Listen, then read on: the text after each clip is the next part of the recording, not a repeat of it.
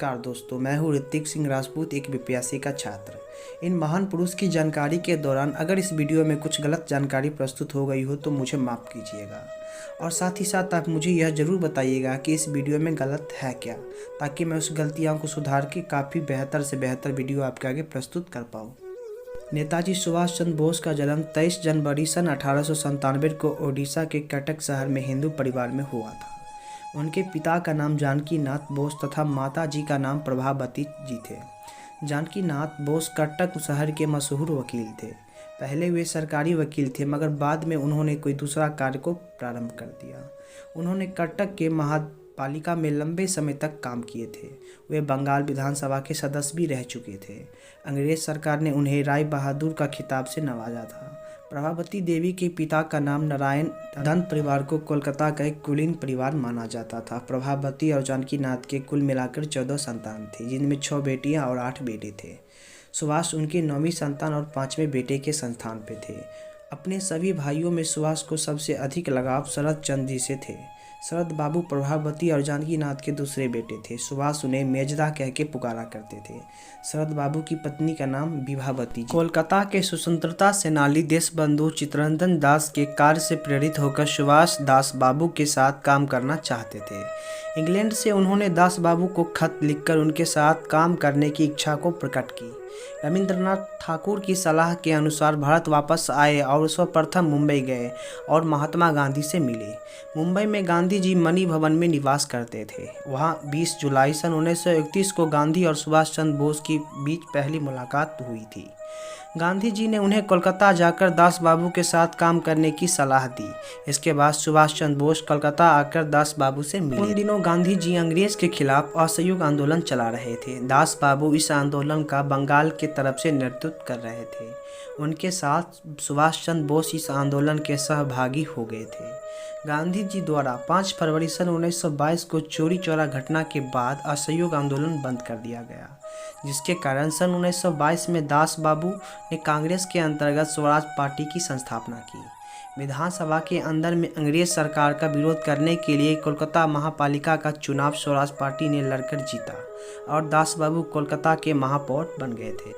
उन्होंने सुभाष को महापालिका का प्रमुख कार्यकारी अधिकारी बनाया। सुभाष चंद्र बोस ने अपने कार्यकाल में कोलकाता महापालिका का पूरा ढांचा और काम करने का तरीका ही बदल दिए थे। कोलकाता के सभी रास्तों में अंग्रेज का नाम बदलकर उन्हें भारतीयों का नाम दिया गया। स्वतंत्रता संग्राम में प्राण निछावर करने वाले परिजनों को महापालिका में नौकरी मिलने लगी थी। बहुत जल्द ही सुभाष देश के एक महत्वपूर्ण युवा नेता बन गए थे। सन 1927 में जब साइमन कमीशन भारत आया, तब कांग्रेस ने उसे काले झंडे दिखाए। कोलकाता में सुभाष ने इस आंदोलन का नेतृत्व किया था। साइमन कमीशन को जवाब देने के लिए कांग्रेस ने भारत का भावी संविधान बनाने का काम 8 स्तरीय आयोग को सौंपा। मोतीलाल नेहरू इस आयोग के अध्यक्ष और सुभाष चंद्र बोस इसके सदस्य थे।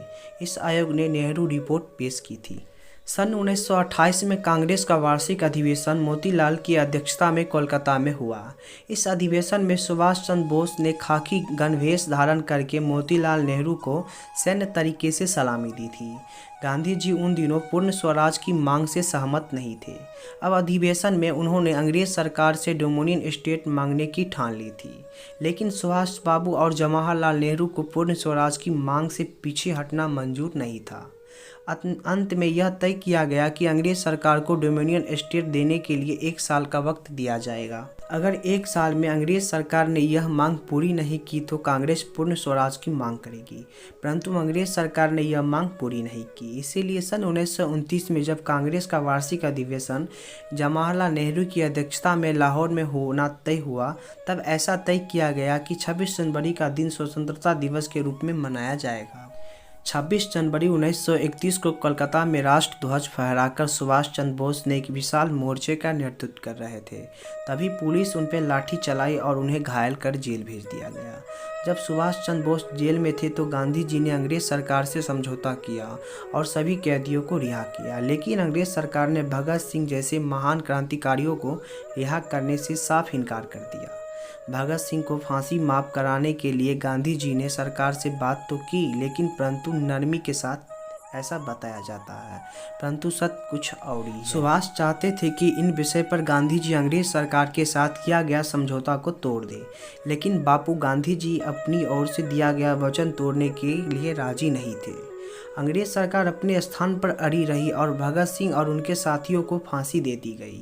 भगत सिंह को बचा न पाने के कारण सुभाष गांधी जी और कांग्रेस के तरीकों से बहुत ही नाराज हो गए। तो मेरे प्रिय साथियों, आज के इस वीडियो में बस यहीं तक।